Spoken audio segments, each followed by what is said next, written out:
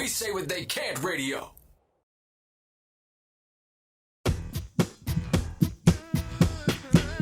Okay. Uh-huh. I feel that.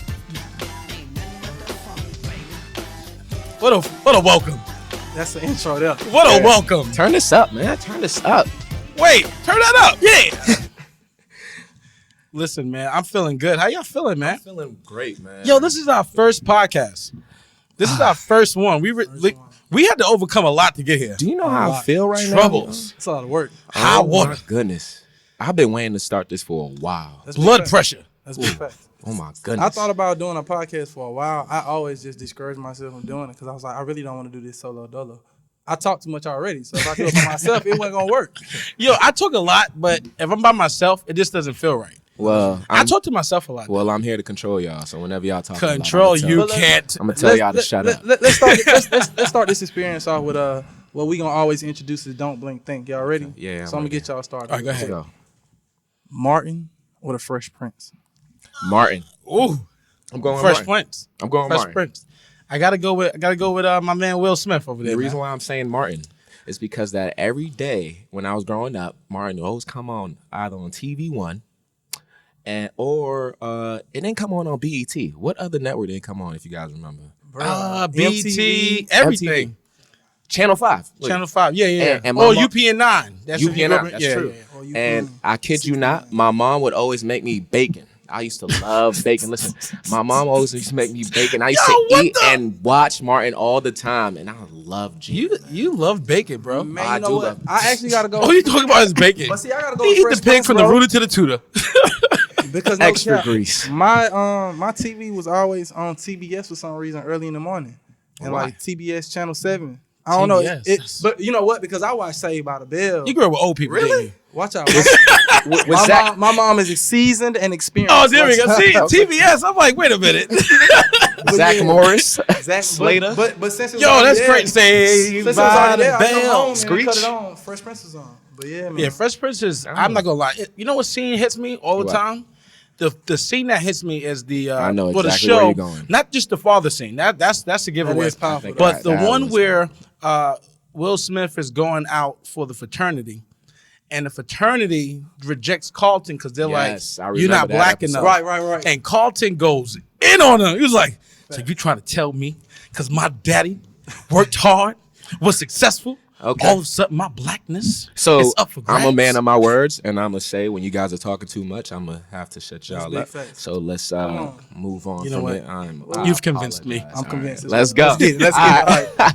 All right, guys. Thank you for tuning in to the Ghetto Prophets Podcast, the podcast where 3 black male educators from Boston Atlanta And Brooklyn in the house, y'all. come together to discuss and argue. everything and anything affecting us this week. I want to start off by saying I am one of your hosts, Mark Accino, coming straight from Hyde Park, Mass. I'll say that I am a young educator of Brooklyn. I'm glad to say that. I'll say that I am not afraid to ask any questions. I'm always willing to learn something new every day. I'm always a living in the now person, so I take advantage of that opportunity. Yeah. I'll say that I'm a self-motivated team player. So again, whenever y'all need my help, you know you guys are always there to rely on me. Yeah. And I'm always there to, rely on you guys. So We here, bro. yeah. I won't be your crutch though. I'm gonna push you. And training wheels. And I'll say on our episodes, you'll see me ask my co-hosts a lot of questions of certain words. What I mean, I'm not big on my vocabulary, Always. so I'm willing to learn more on that, man. And speaking of that, my name is Mikal Driver, and I am known as the knowledge surgeon. we And what go. does that mean to you? Because for me, I got that on my Instagram. Probably people always wondering, like, bro, you changed your name so much, it probably don't even mean like, what is that? What What was is your name before that? Bro, I don't even know. Be looking up For real. Michael Driver, like can't find You him. will never find me that way. The knowledge surgeon extraordinaire. You know something? I literally always try to believe in like bringing your own imaginative meaning. So I like try to Nice. make meaning for Okay. myself for real. But I think when I think about that name for me though, like what it means to me now, a surgeon is like the one career path where you always got to sharpen yourself for real. And I'm not talking about just like the tools, but like your mindset. Like you got to think, like I don't know about if you're a Grey's Anatomy fan. You think about somebody like Derek Shepard. They was we got hands like, we got the next hands closer to God. So when I think about that, when I think about the term knowledge surgeon, it makes me think like what that means for be a sharper person. But I'm just a lifelong learner who always just trying to iron sharpens iron. So I'm going to push people. I'm a free thinker. So I'm going to always push people. Like, and since I met you, that's what you've been. Yeah, you've been a thinker. I always told you since day one. Question asked. Someone special. You can tell when someone's a thinker when they ask a lot of questions. And then they call it, and they say you talk too much. Yeah, you talk too much. Nah, sometimes you do talk too much, but you know when you're not asking questions. Honesty is key. Nah, I got you, I'm but no, I love you, bro. You know, I talk a lot. Here I go. Let the people who you are, Laing. All right, well, listen, man. My name is Tyrek Laing. You can call me Big Rob if you want, but I respond to Tyrek Laing, not Big Rob. But it's up to you. But listen, I'm from Brooklyn, New York, born and raised. I'm an educator out here in Brooklyn as well, working and just educating a lot of young men. Been working with teens and young people for many years. Shout outs to Summer Youth, New York City, since I was 14, working in the camps. The gray shirts and the Dang, blue shirts. Gray shirts, blue. Well, when I was a junior counselor, when I was 13, I was a junior counselor. You couldn't tell me nothing. Oh yeah, man. you earned your stripes and you got your shirt. Then I came back with Summer Youth. Yeah, what's up? What's up? Big dog. Yeah, what's up? I got lunch break. I see you then. But I'm also I really find my identity when people say, "Who are you?" I used to say, "Well, I'm this. I'm an educated man." Honestly, when at the end of the day, my identity is not rooted in any of my accomplishments. It's not rooted in anything that I've gained access to in life. It's really rooted in this simple fact that I'm a child of God, right? For sure. And Jesus Christ is my Lord and Savior. That's really it. And dope. At the end of the day, I am a minister of the gospel. I believe we all minister in some way, but I am sanctioned as a licensed minister at my church here in Canarsie, Brooklyn. And I've been at that particular church for about 16 years. Shout out to Crown Ministries International. You never invited me. Church of the Living God, International Faith. No, I'm just joking. It's just Crown Ministry International. You never invited me, man. We got Eugene it, bro. When I preached for Good Friday, bro, I invited you. You was like, I'm on my way. Let's think about No, why would I lie to the Lord like that? You lied to me, not Jesus. Jesus knew what she was doing. We talking about us a lot, but remember, a key part of our show is that we're going to always support a special group of leaders. Shout them out. Innovators and creators. And we want to call this segment, and every time we do this segment, it's called King Supporting Queens. One of the biggest things, we've been getting a question like, what's our podcast about? And I've been telling people it's general. It really, I don't want no limitations, but when it comes to King Supporting Queens, like this is something big for me. It's really it's a special experience to really support like who the true bearers of what the future holds. Like it's in their hands. So let's go ahead. What's up with these King Supporting Queens? Man? I'll start this off. So I'm not a man that's big on Twitter. I try to stay away on Twitter because most of the people I follow, they retweet things that I can't be subjecting myself to. Talk about it. So just the other day, of course. Yo, be careful, bro. It will follow you. Look at Kevin Hart. You feel me? You did. Yo. See, that's crazy. We'll get there another day. We'll get there another day. King Supporting Queens. Let's go. Let's stay Shout on out to topic. Dwight Howard. King Supporting Queens. Chill. But I'll start off by shouting out Cardi B. The other day on Twitter, she stated that she wants to go back to school and possibly run for Congress. And this is big, right? All right. I'm truly supporting her because I've seen her work from the ground up, right? First time when I saw Cardi B, she was stripping. She was dancing on someone's countertop. Wait, you seen her when she was a stripper back in the day? No, I wish I was there in front, but no, it was just like a matter of fact, So this is the reason why I wish y'all see his face. It was I wish, like a kid, like the headstruck came home, boy. But that's the reason. But that was the reason why I couldn't subject myself to the retweets on Twitter because that's where I saw her the first time. Yeah, right? They was getting reckless. Yeah, they was talking about her going to Congress. So she's trying to go into Congress. What's she gonna run? I think she want to elevate her learning a bit. Okay. Yes, she does, and just like me, she's not afraid to say that she doesn't know everything. Right? That's a beautiful thing. So she's willing to go back to school, and I'm actually going to support her. If she actually run for Congress, she will get my vote. To be honest, I don't listen, man. No, I can't. I'm with it, but if she from the Bronx, right? Yeah, that means if depending on the district, if she running up against AOC, I mean, it will. I'm not. Listen, AOC is making noise out there. But you know I'm what not I take, putting. Listen. before we go to mine, I think what I'll take from that is it's just beautiful that Cardi B willing to expand herself to become a lifelong learner. Of course. And you know what it is? I think being an educator, we see it like her having a daughter, she's seeing that she got to expand herself. You're right. So that's and you have to love her grind. So it's Yo, I love her grind. Bro. I love that word. grind. So speaking of grind, man, I want to shout out some wonderful ladies across the nation Go who ahead. are celebrating these January birthdays. I'm looking forward to for hear who it these is. Divine Nine organizations that they are part of. These great sororities that exist. It would actually be a lot to go through both and their dates and all that, or 3 in their dates and all that, because they're actually like 3 January birthdays for the Divine Nine when it comes to sororities. But what I would like to shout out though is like the 2 women, because last week the first one to come was Delta Sigma Theta Sorority Incorporated's Founders Day. And for me, the first ideal I think about is Dr. Barnes, my 9th grade ELA teacher, and Dr. Kinley, my 10th grade ELA teacher. Going back in the years It's now. really like thinking about the fact that those are the first 2 Deltas I ever had in my life, and like to think like that these sayings that you hear about women in the organization, about how strong-willed they are, how they push forward, and the leadership and the fire that they have within them. Like, for real, I think one of the craziest parts is that they really push me way beyond me knowing back then. But I see it now. Yeah. That's why I can bring it up. Right. So shout out to anyone who's crossed the burning sands of any organization. Much love to you. But I think one of the biggest things of what I want to shout out is just Dr. Barnes and Dr. Kinley for like the influence of knowing, like, way back then when I was in high school, I didn't even think about the organizations. But now when I think about it, truly, I think about what was instilled in them. They instilled in me. And it doesn't matter about Shout out being to the male 2 or powerful female. women, man. That's dope. Shout out to them. Yeah, my mom was actually an AKA. For real. Yeah, Dope, I mean, dope. I've never said Happy Founders Day to my mom. Really? Yeah, Why not?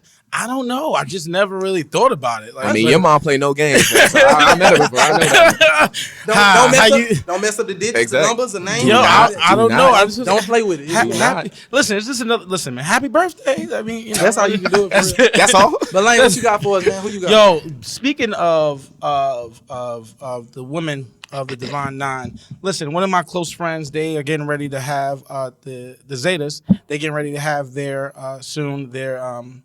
Founders Day, and one of the women I want to shout out is one of my close friends. Her name is Tara Marie DeRusso, and I also want to shout out on top of that another close friend of mine. All 3 of us, we just had a great experience together. Traveling the world. Kristen Gwynn. That's my co-advisor. Let's go. That's my co-advisor. Vegan is life. Vegan is life. Yo, if I have to hear another story about how she doesn't eat anything that doesn't grow from the earth, I'm going to be upset. Just tell you what type of season she uses every day, too. An animal grew It's like- on the earth is of the earth. It's like a different type of season. Yeah, that she yo, uses the every- bird. Listen, that Animals- chicken died so that I could live, bro. You did? Like, that's it. But these 2 women, Kristen and Tara Marie, just have been a blessing in my life. And both Tara Marie is working on her PhD at USC, Shout out to her. out in California, in urban education policy. And Kristen is definitely working really hard, doing a lot of different things with innovation. And she's bringing coding to young black boys and some black girls in Brooklyn, New York. Like, she's educating them. She's speaking at Google. She's networking. Think about networking. April and what we Bro, got. we getting it. Y'all don't even know. Y'all don't even Listen. understand what April could And be so- with that woman included. Right. And For so, us as a podcast. Absolutely. She is a rock, bro. Yo, so those are 2 of my closest, two of my closest friends right now in my life, and they have really like empowered me a lot. Like, just speaking to them every day. And so because of Kristen, I actually just completed this program called Momentum. And Shout out to Momentum, LT160. y'all have no idea. I'm still trying to get convinced of Momentum. Bro, I'm telling you, missing out, man. What do you want, bro?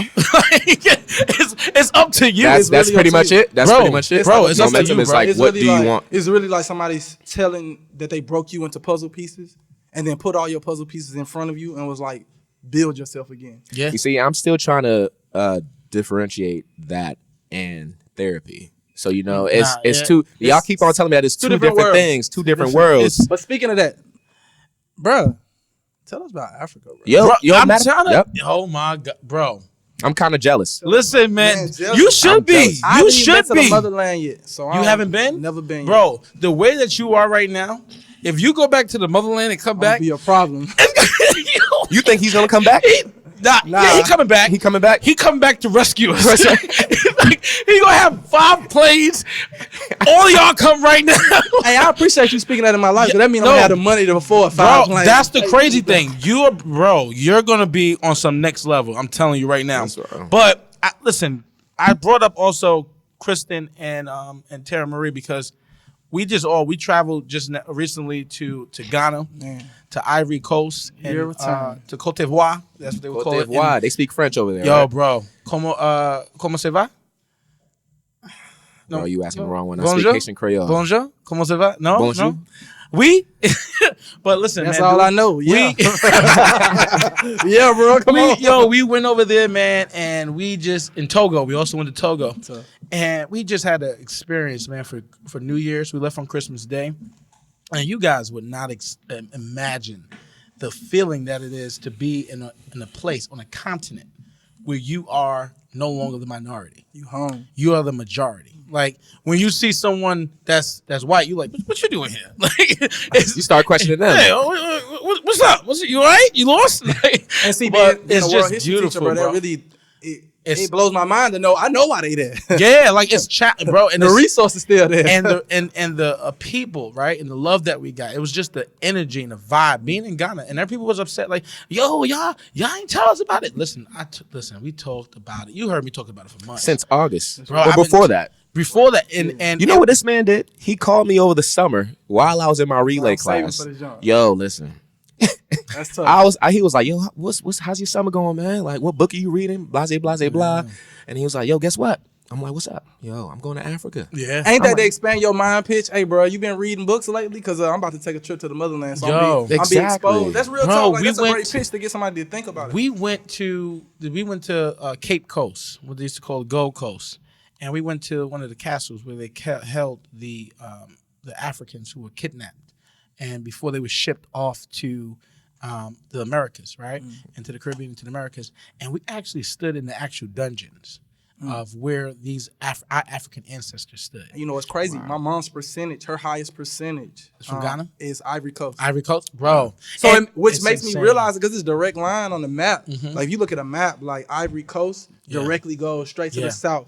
Yeah. Like Georgia, South Carolina. So it's kind of crazy. So like now I'm thinking like my mom's side are really descendants of Ivory Coast. So it's a beautiful thing that you went there. It was insane. I the people that I met, the things that I seen, the experiences, the fact that you could go into these actual dungeons and they showed you, here's a portion of the floor that they showed you, this is what the floor should look like. It should be brick. And then they said, look at this portion of the floor. It was like, all right, it looks like black tar. They said that's actually human waste. And like stuff that's just left over that hardened over the years. And so we was like, whoa. It was just a section of the room. So they said, let's go. When I was said, how did you feel? Bro, this is I was like, that's crazy. Just looking at it. Then they said, let's go to the other part of the dungeon. All right, cool. We walk in there, bro. The entire floor is covered in that black tar. They said this is what the African men and women lived in for either from 2 weeks to 3 months. They ate twice a day. And the only thing that they eat morning and night, whatever they could fit in their hands is what they ate. And it was so hot in there. And the guy said, just imagine there's 40 of us in here right now, right? He said, imagine there being 1,000 of you. And you're not in here for just 10 minutes. You're in here for 2 weeks, 3 months. You have no idea. And just seeing it. And then so the actual theme of going back to Ghana this year was called the Year of Return. And so we did the Year of Return and and everything, but there was a portion of at the castle where all of the Africans who were taken and sent off to the Americas, they walked through this particular door through this tunnel, and the door was called the Door of No Return, because every single African that walked through those doors to get on the ships to come to Americas never returned back to the shores of Africa ever. And so for centuries, it's been called the Door of Return, the Door of No Return. And so we walk through that door, and then we get to the other side, and you see it's a beautiful sight. It's beautiful. Right now, you see some kids out there playing soccer on the beach. It's just beautiful, man, just the environment. And the tour guide said, all right, now turn around. And he told us this story about 2 slaves that their remains were dug up. and one slave was from New York, a black man, African man from New York, and another one was from Jamaica, lady from Jamaica. And their remains were dug up, and they put them on ships, and they sent them back the exact route that they went on to get to the Americas. They sent them back on the exact route, and they brought their remains through the doors. And they brought their remains through the doors, had a proper funeral for them, and a burial service. And from that day on, that door now has been called the Door of Return. And he told us that story. He says, now you're getting ready to do what your ancestors couldn't do. Walk back through these doors. Welcome home. I said, Mama,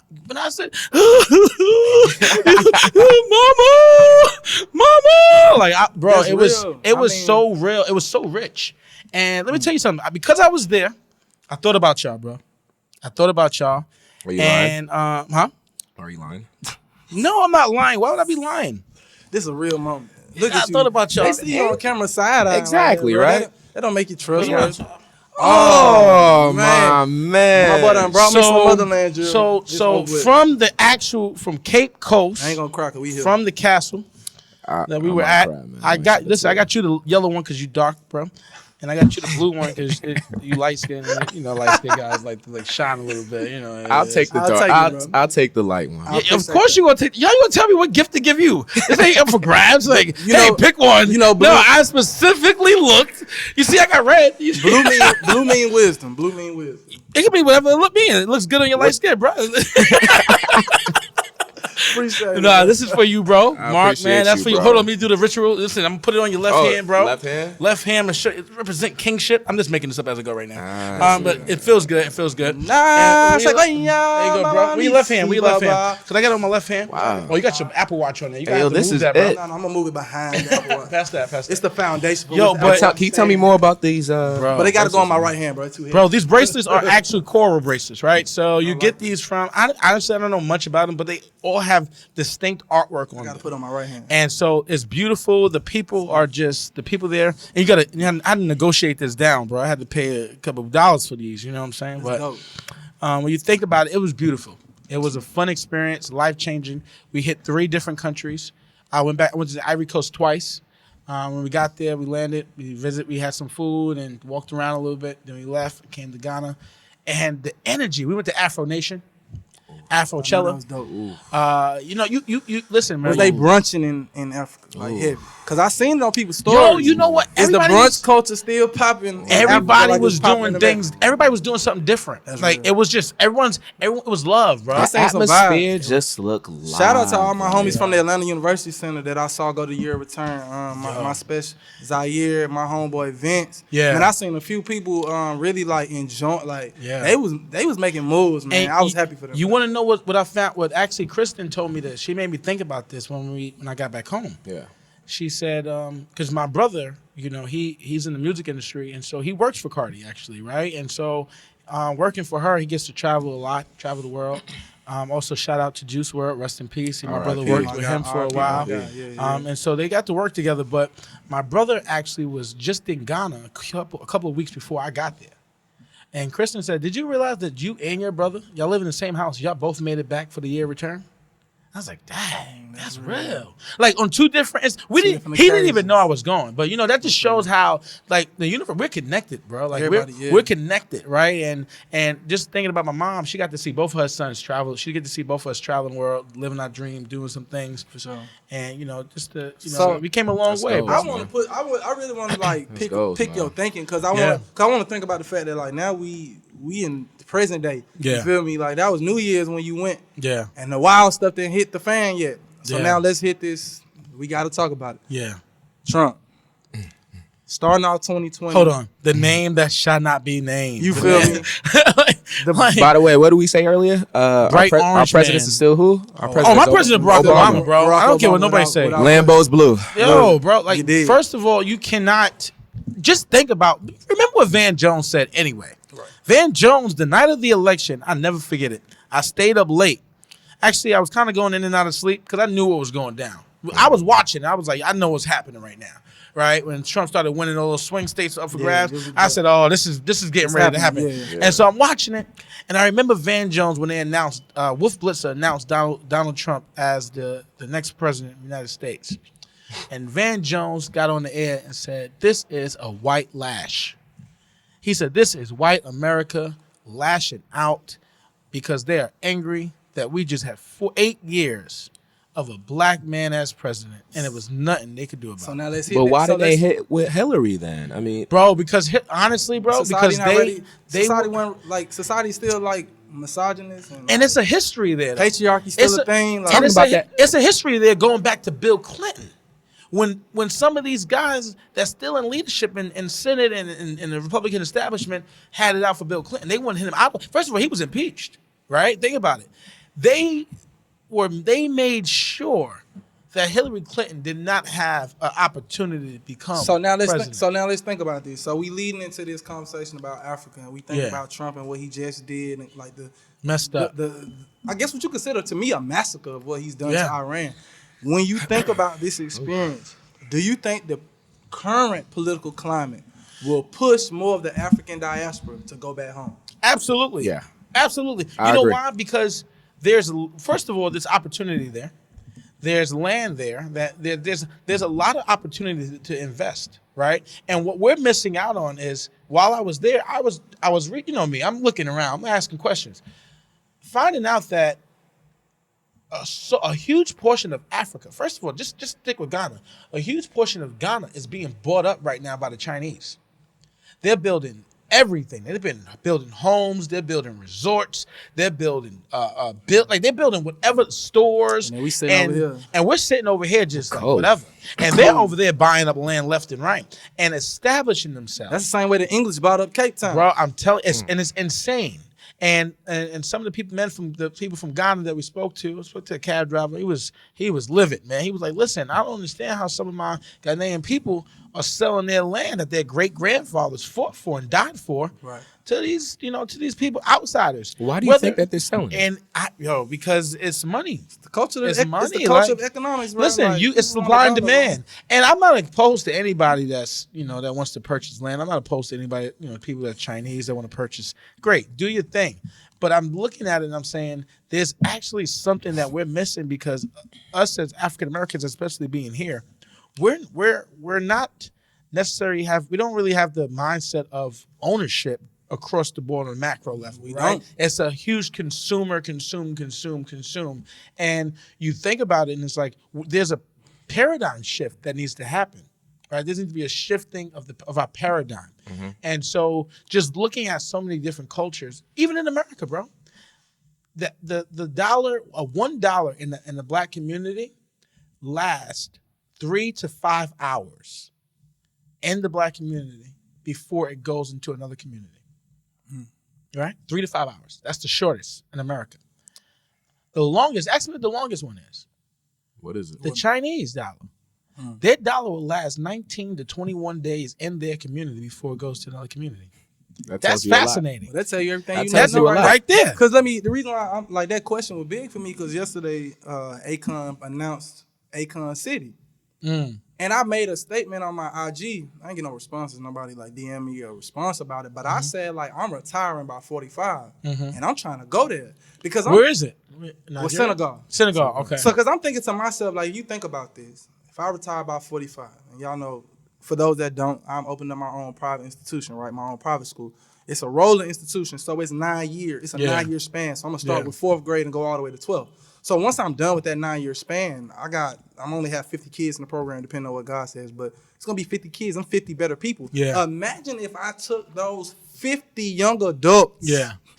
And we all decided that we was going to Akon City together. Wow. By that time, I'm 40-something. You go over there, you get me in a room with Akon. I'm like, yo, Akon, I'm trying to be your education minister. Because that's how we not, but it's like what you're saying. It's that Think it's about about that consumer living. And Yeah.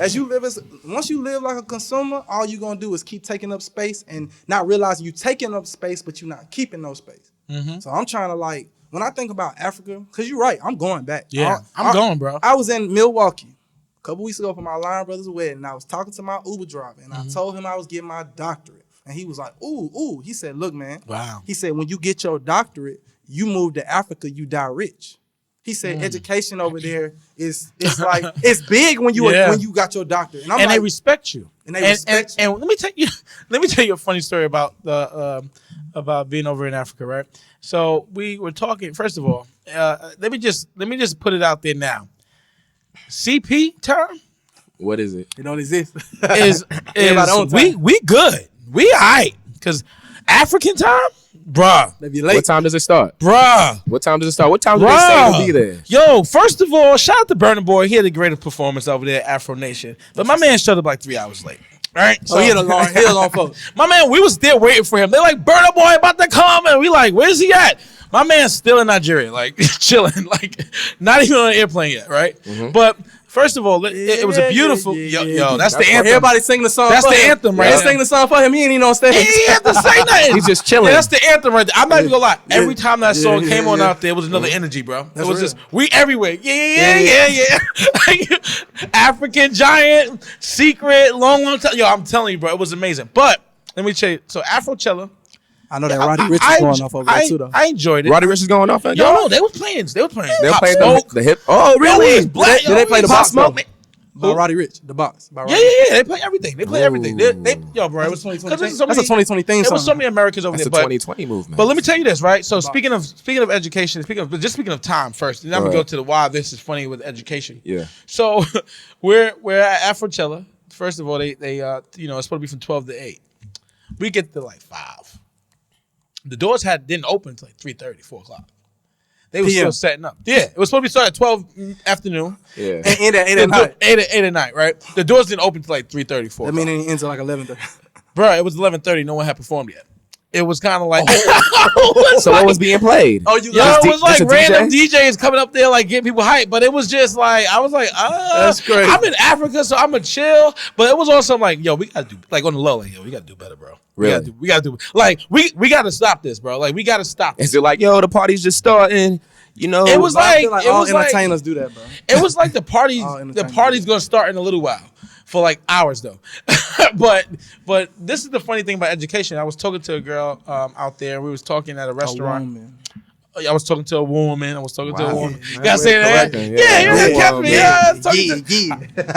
Did you get married out there, bro? Bro, I almost did, bro.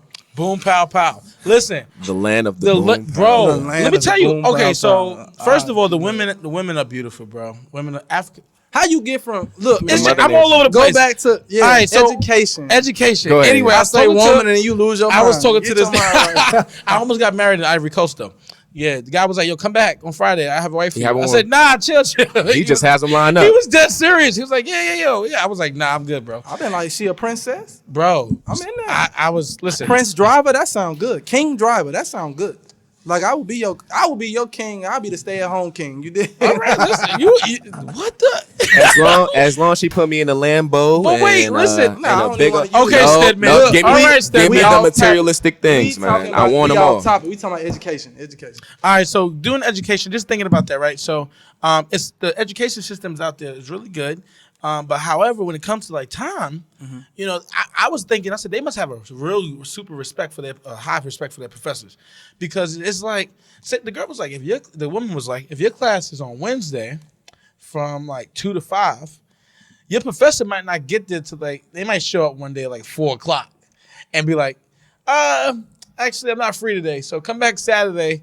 And we'll do 2 classes in one. I was like, what? Oh, that's Driver. I was like, yo, that's exactly what I was like, yo, this guy fit right in out there. But the system, like the education, like, everyone doesn't have access to it, right? But the people who do, they value it. They're serious about it. Like, we got some students who they come from Africa, the first generation, of course, here, and their parents are like no joke. Like one of but my you see their dedication to just getting the work done. It's just crazy. It's First insane. of all, I got one parent.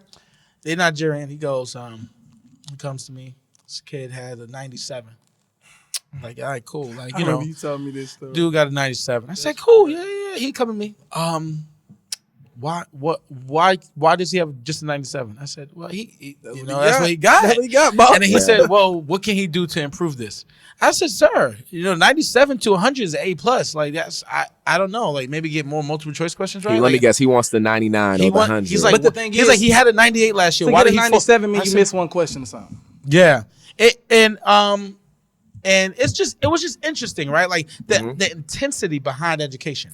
There's an intensity behind it that you obviously don't really, you see it sometimes in our communities, but especially here in Brooklyn. But there's also a level of like complacency at times. Even I think about how I went to school, right? There, like when I went to college, my first school year. After my first year of college, I had a 1.67 GPA. Man. But think about that. That's real. Think about how much I wasted an entire year. I wanted to make friends. I made friends though.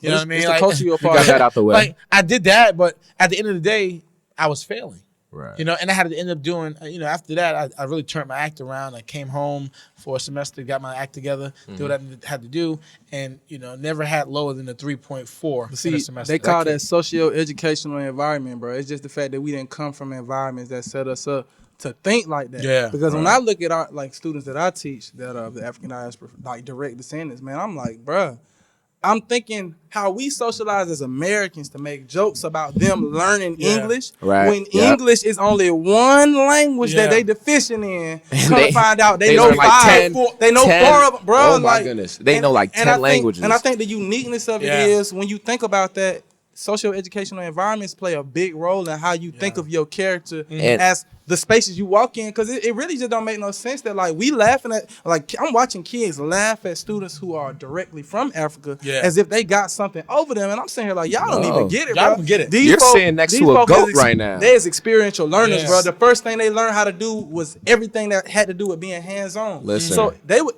in their like education system at a young age, they will bypass content for years to ensure that you are a valuable citizen. And that brought me back in elementary school because I was being born. I'm a Haitian descent. So Nabu live, man. So growing up, Haitian Creole was my first language, right? My parents were not teaching me how to speak English at all. They just knew that once they sent me off to school, I was going to learn it regardless. So sitting next to my classmates, I was the one getting fun of, getting teased. My accent was rough. But I was able to just like overcome that because at the end, it was just like, I know how special I was. Like I used to go home and my mom used to tell me how special I was every single day. And there was times where I'll just go to school, I'll sit down and I'll hear a tease here or there. I'll just sit back and I'll just brush it off my shoulders. But then I'll ask my teacher to go to the bathroom. And that's where I let all my feelings out. So I was always used to like isolating myself and in a corner because I was growing up. I was the only child. Wow. Yeah. So I never had that person to go up and express my feelings to. I was afraid to speak to my mom. My dad was hardcore strict. He was the type of person don't take shit from anyone. That's real. I'll go up to him. He'll tell me to go back to school the next day. And if they say something, you whoop their ass, that's real. So that's real. Yo, you can't take the heat. Get out the kitchen, bro. So the grind, like I constantly remind myself of who am I doing this for? Right? Not only am I doing this for myself, but the people I surround myself with. I do it for my mom, especially her, because. Bro, go that's on. Real. No, keep going. Oh yeah, I do it for my mom. When you say your mama, like when I think, man, look, of course, mama, powerful man, woman. I'm getting king supporting queen. And going back to that, man, because at the end, I could just imagine how they felt when they came to the Americas, right? Yeah. So do you see yourself as American or African Haitian? Like what are you African American or do you see I see myself as a African/Haitian. Okay. So I'm heavily Haitian because that's what I grew up on. That's the way I move. I put it on the Haitian culture. I'm laid back. I've seen plenty of things growing up. I've seen how to maneuver through things. I knew how to get through things, and that's based off the Haitian culture that my parents taught me. So now thinking about being directly like diving into your culture, right, and then being exposed to it, what I want to think about is the pro-Africa scene a fad now? Like, is it like a legit, like, because people could take my comment and be like, you know what I said yesterday about when I turn 45 and retire, I'm moving to Africa. Like, I'm dead serious. Yeah, I believe you. I really don't, because like for me, I'm thinking about children and children's children. So the fact of the matter is, like, I'm so loving and I'm so open to the point where I want to be a millionaire not because I want to be rich and famous. I just want to be a millionaire so I can have resources to expose people. Because what people don't realize is I be making some promises to certain kids that I teach, and I'm dead serious. Like when they get older, bro, if I have the means, which I'm fighting to have, I got you, big dog. So imagine like if it like is it a fad? Though? Right. Because if it's a fad, it will die. Right. If it's a legit cause, it will live. And the question I'm trying to think about is in y'all hearts, do y'all see it becoming a fad quick? Because I ain't really see nobody talk about the year of return upon returning. It was only gassed up. It was only hype when you was there so you could put it where? Social media. But we ain't, like, you giving us content about specifics. We would never had that if we didn't have this podcast show right now. So you're saying why isn't the year of return every single time you go I'm and saying, visit? do we see Pro Africa like as a fad? Like, is it gonna become a trend similar to like Reebok coming back as a shoe? Or better yet, is it gonna become a trend like Champion? You did? Because Champion was one of them things you barely talked about. It was a clothing brand that you did not wear. You did not fill your stores up with it. So now I'm going to malls now, bro, and your store filled up with Champion, bro. I remember being in middle school, I swear if I put on some Champion and Ward, or if I was in high school, I put on some Champion and Ward, you was getting your feelings hurt. To answer your question, to be honest, is it a fad though? Is with that man in the White House, it's a reality, right? Real talk. If that man, if you're thinking. If you're thinking, right? Beforehand, we weren't thinking about this. When Obama was president, we weren't thinking about this at all. That's fast. So, well, you know what? Let me be honest with you. Go on.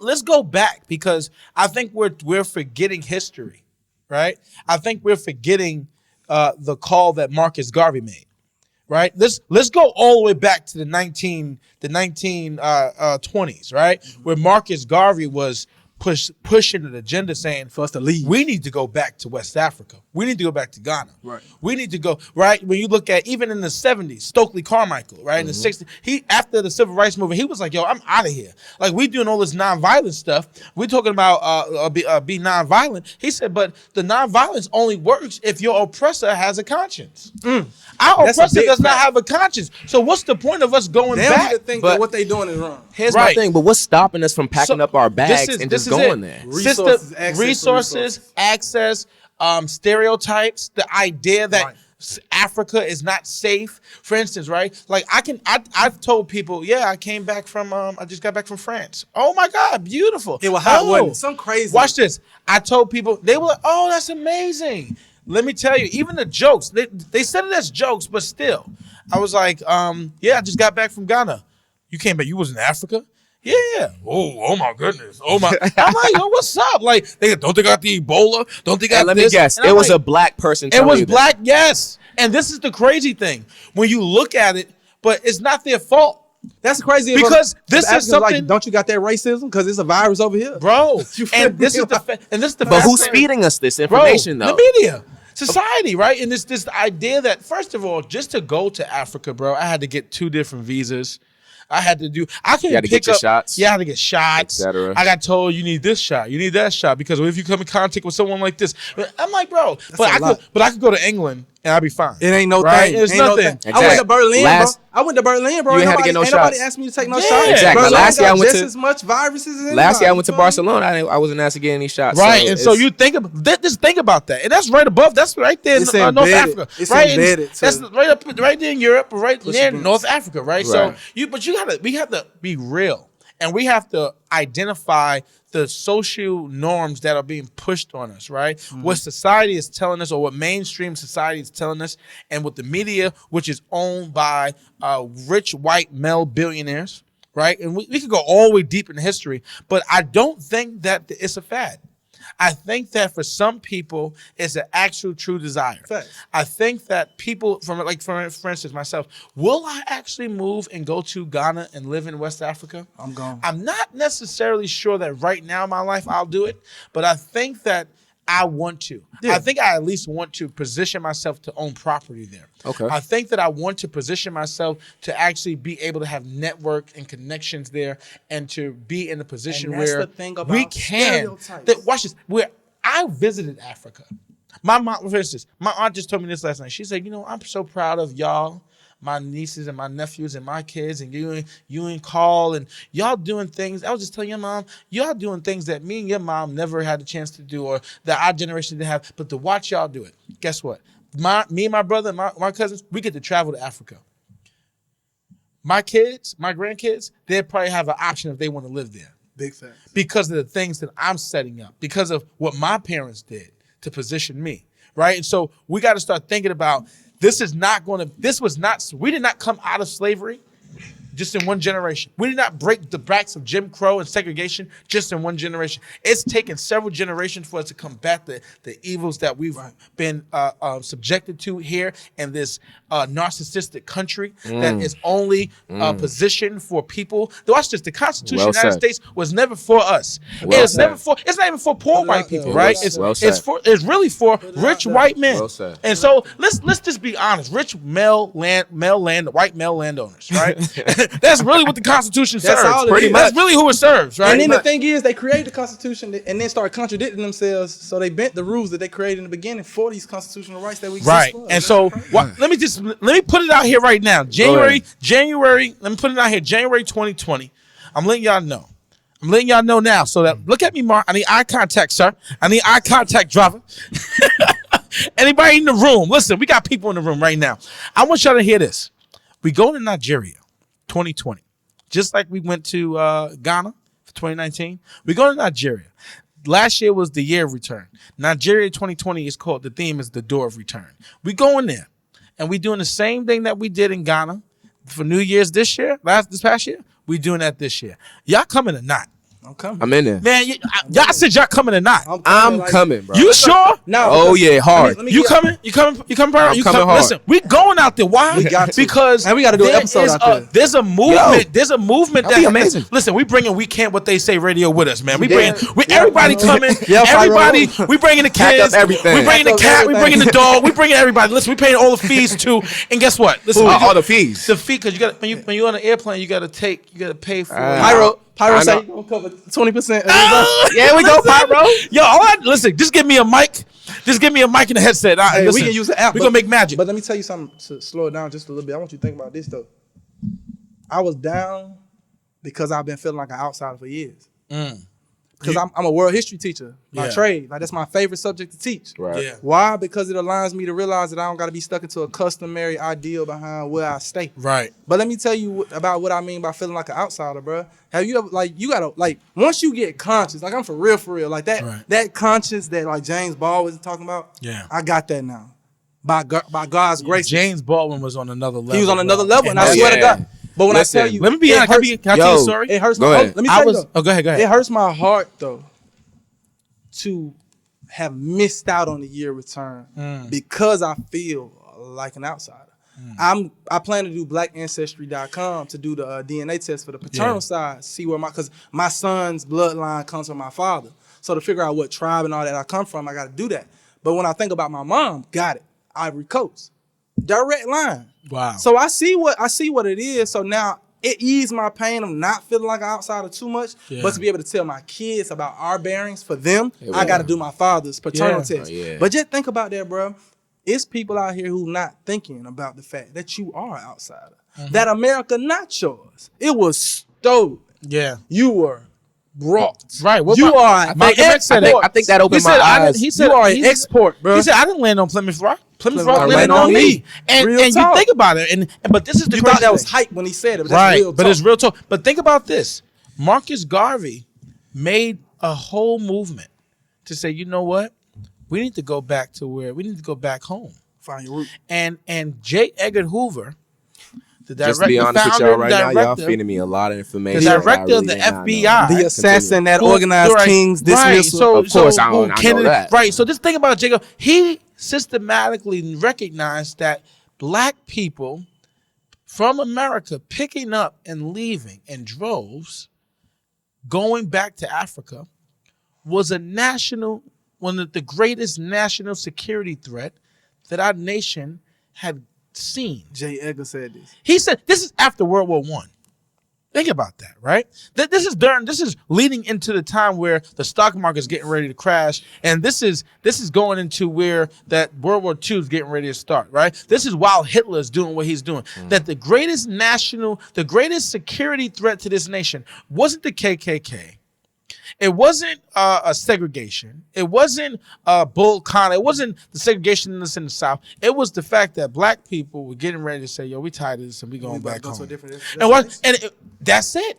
And he said this is a security threat. But J. Edgar Hoover, the same man that dismantled the Black Panther Party by developing the CIA. But that's a whole other day. Based off what you two just said today, oh my goodness! When I go home tonight, I'm gonna do a lot of research. Yo, you better, bro. And I'm asking you questions tomorrow too. Of course, and I'm gonna have it ready. I'm gonna have answers ready. Coming like a pop quiz. Listen, I'm gonna have answers ready. So I want to move on to talk about what are we currently watching nowadays. So I want to start off by saying I just finished watching the second season of You. Boy. The dude. Don't spoil it. 'Cause I just finished the first Spoiler alert. Wait, Listen. I just finished the first season. Yeah. Why you about to spoil spoil the it. second one? I'm So you'll be fine. You still for my bone help 'em out. For anybody out there who don't think there's somebody for you, there is. that guy. We will leave it at that. Yeah. Yo, he's crazy. Yes. So let's talk He about passed season 1. So let's talk about season 1. Let's talk season 1. Yo, He was really think that he's bugged. doing good. He's bugged, bro. He think he's a hero or something. Oh my goodness. But you know what's so funny? Send me the Addy. He's hunting you down. I've met. What if he your man's though? What if he your friend? What if he your best friend? He in your circle. He your You gotta drop him like a Nah, bad bro. habit. No. drop Notice. him and he gonna drop you. No, bro. Notice he didn't have no friends except for homeboy at the bookstore. I No, say- the boy that was his friend, his neighbor. His The neighbor little boy? was- The little boy. Bro, that The was little his boy friend. was the homie. Yeah, but they right. killed somebody together. Exactly. That's why he's the That's homie. why he your Yeah, friend. like they killing somebody together. That's You know, why I have a theory. No, wait. If this he season could. A little man could have let Could- homegirl exactly. go. He really could have. He was like, "Nah, you about to get us caught." He did. See, you know what I think, bro? If they really wanted some continuity, see drive into this show and movie game. See, if it was me, Lil Bruh would be like season 4 or season 5. That's what I was about to say that. Bring him back. Because back, he was prep him. trained by, if Joe. you really think about it, Yeah, he was trained by Joe or Will, Mr. whatever. Maloney. No, he was trained by Whatever his name is. Maloney. Joe was trained by Mr. Maloney. Maloney's Mr. nuts. Yes. So Maloney's the crazy one. Yeah. Joe is just a byproduct of what Maloney did to him. Right? Maloney trapped him in the box, right? Bro, so many times, bro. That's true. What you watching, bro? What I'm watching? I was watching You. That's what I've really been watching recently. I've been watching You. I also was watching. Now I was watching a couple seasons Greenleaf. Okay. Oh, Pastor Greenleaf. Bishop Greenleaf. Bishop Greenleaf. Listen, man. I done seen spurts of that show. So I ain't seen it continuously through, but every time I watch it, bro, that's the most dramatic church drama. Yo, Let me tell you the truth. I tell people, let me I say, gotta to be- change my To membership. be honest, bro. They can't have $5,000 to be honest, bro. when I Real talk. when I first saw Greenleaf, I'm like, if this is how church, if this is how church really goes, there's no reason I'm for me to snoring. be stepping foot inside of a church That's building. But like you said before, right? This conversation we had before, Yes. it's like a compilation of every bad thing that's happening in every In the church, history of in the church. history of It's on that church. show. It's In like one church. combined together in one Yo, church. how could you survive that? Real talk. And Out- speaking of Greenleaf is still and surviving. speaking of watching, what I won't even say what I'm Barely. watching right now. I'll tell you what I'm about to get ready to watch because your boy already got his ticket. I'm already set for 7 p.m. on Thursday. Your boy going to see Bad Boys for Life. Okay. Yes, sir. Yes, Oh, that comes out Thursday night? Yes, sir. Yes, sir. Yo, you know what I need to go see? A mess. I need to go see- Hey. Yo, I'm telling you, Will Smith and Martin Lawrence together, bro. Again? Magic. You know what No, I really want to see? have y'all been watching them episodes of them on podcasts, bro? Will No. Smith been really No, dropping gems. I haven't. And we're going to have an episode about that specifically. I haven't. too. We need to to. really get in on like the part where he was saying he was intimidated by Tupac, bro. That Oh was, yes. Oh, with I Jada? saw With Jada. Jada? Which- Yeah. Who would've been intimidated by Tupac? First of all, did you see the Tupac movie? Which All eyes one? on Did you me. see? Which did you one? see the one that just came So out? I heard Jada said that some of those depictions weren't correct. Which is might So be they true. not correct, but- I can't fade. Which might be true, but I'm not even talking about that. I'm talking about the end. I'm talking about the end where they give the list of his accomplishments, the Grammys or the albums and the Right, bestsellers and the how many movies he starred in and the awards that he got and how many songs he recorded. And the man was only he died before he was 25. It's 24, man. 24. He was 24 years old and he had accomplished all of that. Accomplished I so said, many things. this man was on another level. He was. Hard He was. worker. And He you know was. what? worker. Jamal Bryant went to Morehouse, But I think before he went to Morehouse, if I'm not mistaken, they were roommates for a semester or something in college. I could double check that, but I remember. Yes, they were. At what school? I can't remember. I think in Baltimore. Oh, the School of the Arts, John. I think Jamal Bryant They were roommates for a semester. That's dope. Which is crazy. So I was like, this is fascinating, all right, cool. bro. All right, listen. As bad as I really want to continue with this, episode. Fortunately, we're gonna have to close it out. So, listen, man. Do what you got to do, bro. Go ahead, man. Do what you got to do. Close it out, man. All right. Thank you for listening for the first episode of the Ghetto Podcast. Please follow us on our social media at Ghetto Prophet Podcast on Instagram. And also link up with our Twitter page. Because if you link up with our Twitter at Ghetto Prophets 1, you'll be able to send us questions, themes, context that we will use, and different types of music that you want to hear. Yep. And all those different experiences. Enlighten me on everything. So we trying to be enlightened by you. One thing about our show is not about us. Like, we going to have conversations. Of course. We gonna talk. We some intelligent brothers here, but the biggest thing about it is we a people organization. Or we can say we a people's podcast. You know? Yes, man. Listen, listen, guys, I love this. We off to something great here, man. Amazing. And y'all stay tuned because we got some stuff coming that's going to change your life. A lot of heat. Hey. Okay. Oh, yo. Why you got to hit me with that? Hey.